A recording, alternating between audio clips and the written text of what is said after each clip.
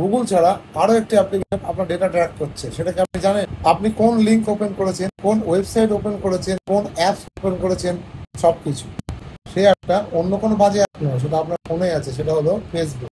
তবে চলুন ভিডিওর মাধ্যমে আপনাদের দেখিয়ে দিচ্ছি ফেসবুক কীভাবে আপনার ডেটা ট্র্যাক করছে আর কী করে সেই ডেটা ট্র্যাকটা আপনি বন্ধ করবেন।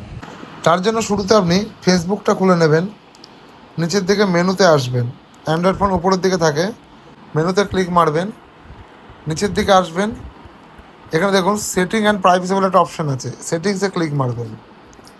ক্লিক মারার পরে see more in account centre, এখানে ক্লিক মারবেন।